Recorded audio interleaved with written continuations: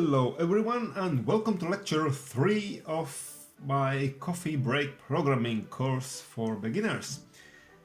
And in the previous 2 lectures we started learning about what is programming, what is an algorithm, and how we can build algorithms, how we can write them down. And in the last lecture, in the lecture number 2, we already built our first algorithm. And now in this lecture let's take a closer look at this algorithm we built in the previous lecture, and let's try to improve the algorithm, to refine it.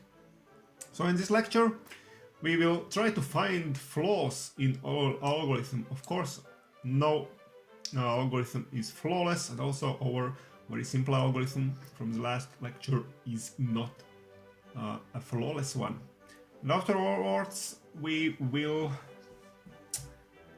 see what I consider, of course it's my consideration, the most dreadful error in programming. What is the most dreadful error? And afterwards we will try to improve our algorithm, and of course we will write it down again in those 2 formats, first in natural language and afterwards in the flowchart graphical language, and finally we will understand what is important in programming.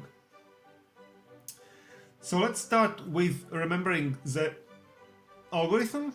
So in the last lecture we introduced this problem of needing to boil water for my tea, and this was our algorithm. So it consisted of those 3 steps: taking the teapot, pouring water into the teapot, and putting the teapot in place and turning it on.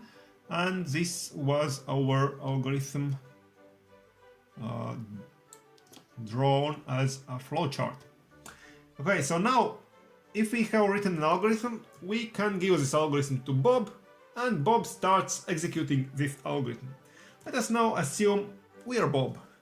If we have received such an algorithm, what would we do? So what we should do is just take those steps one by one and execute them one by one. So step first, take the teapot. We can do it very simply. We take the teapot and the step 1 is done. Now, step 2, pour water into the teapot.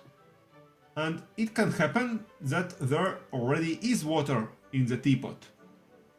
We have taken the teapot and we see that there is water in the teapot. So the question now arises, what to do? So we are Bob. Well, we don't know what to do in this step. Pour water, don't pour water, pour a bit less water maybe. So this actually is what I call the most dreadful error in programming, that by we this time I mean again the authors of the algorithm, we were the authors, we developed this algorithm, and we don't know what happens in some particular step of our algorithm. So we, as the authors of the algorithm, don't know what happens. We don't know what Bob will do in case there is water in the teapot. We don't know. Bob might do nothing. Bob might pour a little bit of water. Bob might pour normal amount of water, and in this case there will be some overspilling of water or something like that. We don't know what will happen, because it is the reaction, what will happen is upon Bob in this case, yeah.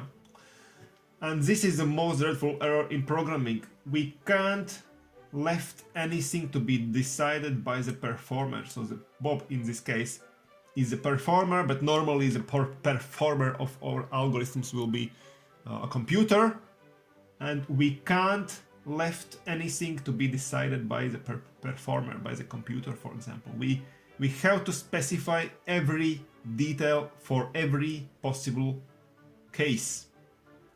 We have to specify in our algorithm. We can't let anything to be decided by the performer. This is very important in programming, and it's very often, at least among regular computer users, for example, that they say, well, the computer doesn't do what I want it to do. It does something else. But actually, it does just that, what is written in the algorithm. We, as the authors of the algorithm, we haven't written algorithm correctly. That's why computer behaves in particular way, of course. Okay, so now we must improve the algorithm, we must refine it, and to include in the algorithm also this possible scenario when there is no water in the teapot and when there is some water in the teapot. So I need to boil water for my tea. The problem is the same, so the first step can be the same, take the teapot, but the second step in this case is written out like this, for example. So we can make a statement here starting with if, for example. If there is not water in the teapot, then pour water into the teapot. Otherwise, just skip this step. Okay? And the third step can be left as it was, put the teapot in place and turn it on. And now, if we have refined our algorithm and it looks like that, again consisting of only 3 steps, but more precise steps, at least step 2 is more precise now.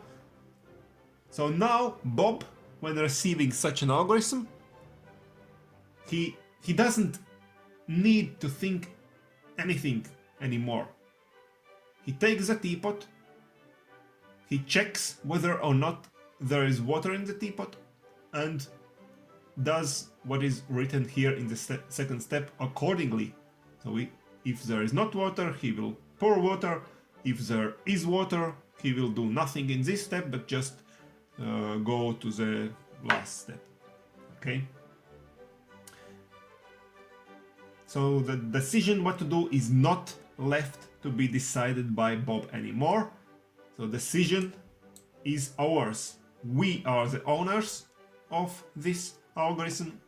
We are the developers of the algorithm, and the decision must be ours, and in this case it is ours for every possible scenario. So now we have refined our algorithm, written here as a sequence of steps written in natural language, and now we can also refine and draw our improved algorithm as a flowchart.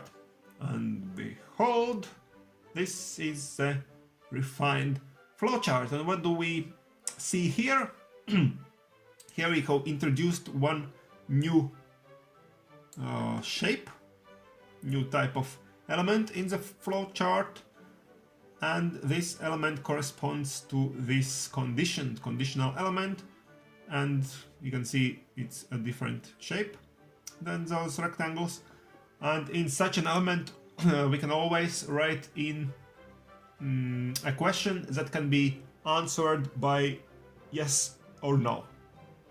So for example, here we can see the question, is there water in the teapot? And from this question type element, there will always go out 2 arrows, not just one like from any other element, but 2 arrows. So 1 arrow here we can see is denoted by the plus sign, meaning that the Bob as the performer will go along this arrow if the answer to this question will be yes, there is water. And another arrow here is denoted by minus sign, and the Bob will take this arrow if he sees that the answer to this question is no, there is no water in the teapot. So Bob doesn't need to think anything by himself anymore, he just blindly do whatever is written here. So First of all, he takes the teapot. Afterwards, he checks whether there is water in the teapot. If there is water, he goes here along the plus arrow and just puts the teapot in place and turn it on. But if there is not water in the teapot, he goes along this minus arrow and he pours water into the teapot, and then he goes here, puts the teapot in place and turns it on, and goes here, reaching the end element of the arrow, and that's it. The problem is solved.